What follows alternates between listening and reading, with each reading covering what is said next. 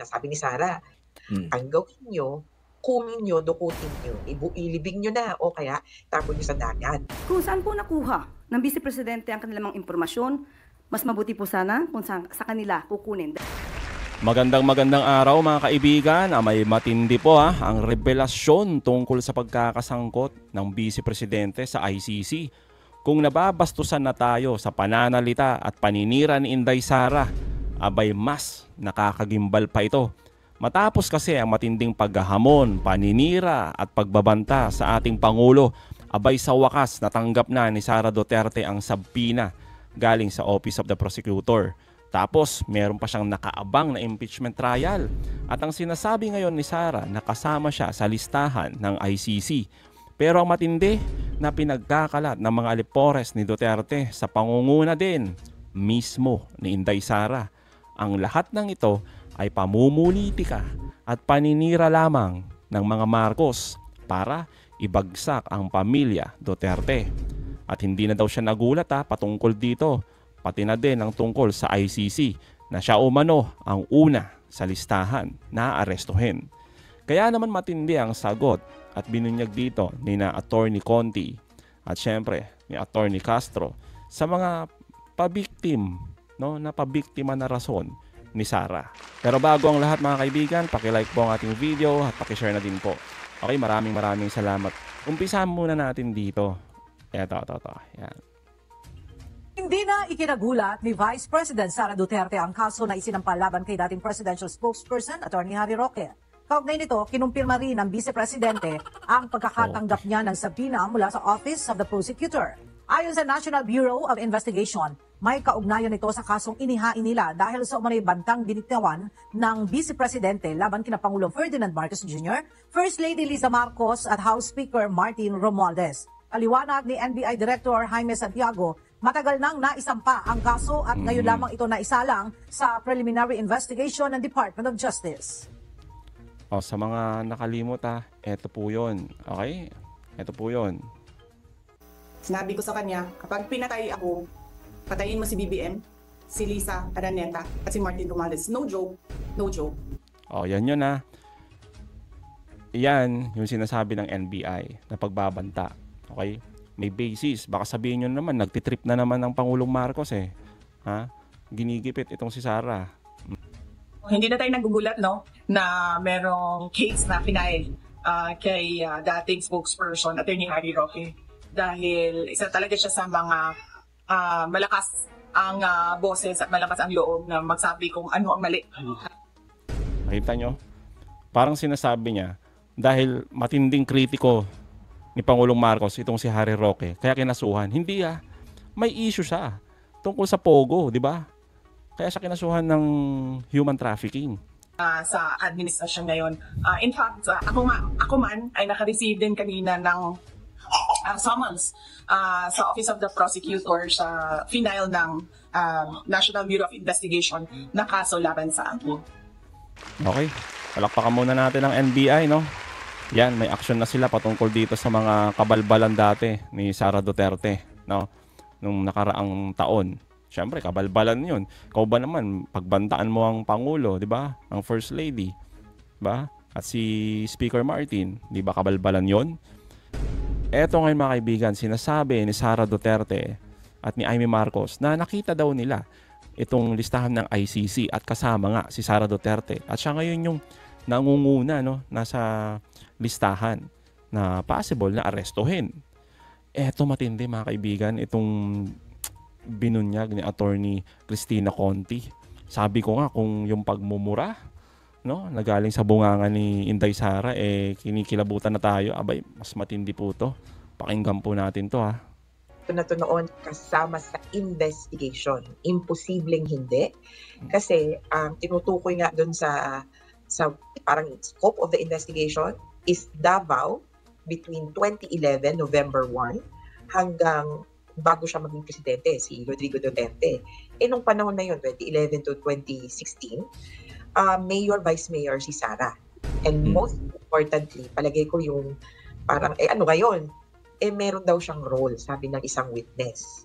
Sabi ni Arturo Las Cañas na aminadong hitman nitong DDS, sinalo ni Sara Duterte nung panahon na siya naman yung naging mayor, itong mantle, itong pag-asikaso ng DDS. So damaging ito to the point na bahagi siya ng pag-iisip at pagpapatakbo nitong DDS. She has to be investigated because of her role all in all dito sa war on drugs.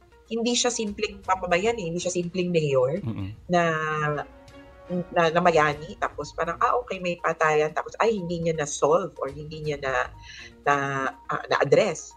Ito, sinasabi, parte siya ng pag-iisip at pagpapalakad ng DDS na nagsasagawa ng killings. Ito nga, yung pagkaka-implicate sa kanya, ito daw yung tokhang. Actually, si Senator Bato de la Rosa daw noong 2012, 2013, ito yung pinauso niya na dapat involve yung police. Dati kasi vigilante killings eh. Sabi nga, dapat may role yung police. So, ito na pumasok yung tinatawag na tokhang. Ito daw sabi ni Sara. Bakit ba huwag niyong tirahin yung police? O kaya even yung vigilante, huwag niyong tirahin, huwag niyong patayin kaagad. Ang gawin niyo, kunin niyo, dukutin niyo. Tapos, saka nyo, kung saan yung padala, ilibing nyo na, o kaya tapon nyo sa dagat. Ang ganun. Para ang police report ay missing persons report. Grabe mga kaibigan, kung totoo man to, di ba? Kung nakakatakot talaga. Isipin mo yun, kung totoo to, utos ni Inday Sara yun, abay matindi ha. Damputin nyo at itapon ninyo para wala nang hindi na mailagay sa kaso ng pulis na it's either homicide or murder, missing person na lang. Aba matindi.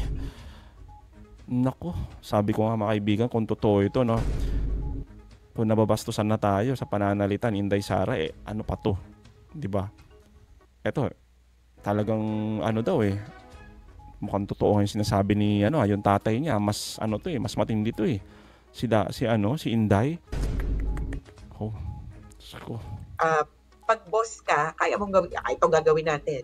Pag hindi ka pa boss, mid-level lang, edi pwedeng i-reject yung suggestions mo. Kaya itong indicator na ito, nasabi ni Sara, ipadukot mo tapos itapon na lang.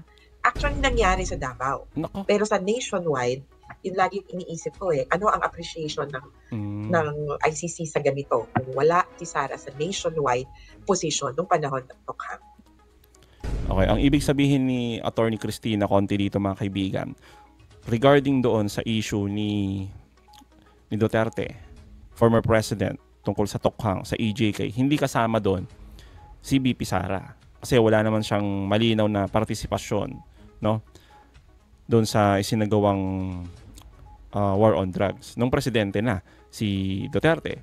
Pero yung pagiging mastermind niya di umano ay dahil sa DDS o dahil sa Davao Death Squad, kung saan talagang matindi yung partisipasyon noon ni Inday Sara. Dahil madami din talaga yung mga tinumba doon. Ayon mismo kay Arturo Las Cañas. Style dito ni VP Sara, parang inuuna niya na, jumping the gun. Ako, nasa listahan ako Parang anong style niya dito? Or pinaprepare din ba niya yung community? Pero kung ganun, edi I think it would be better. Siyempre, mas maganda talaga, 'di ba? Kung talagang meron ng warrant of arrest at maaresto na 'to, 'di ba? Palakpakan talaga. Tama si Attorney Conti, maganda. At maganda na rin na makapagpreparado yung mga supporter niya, no, na talagang eto nga.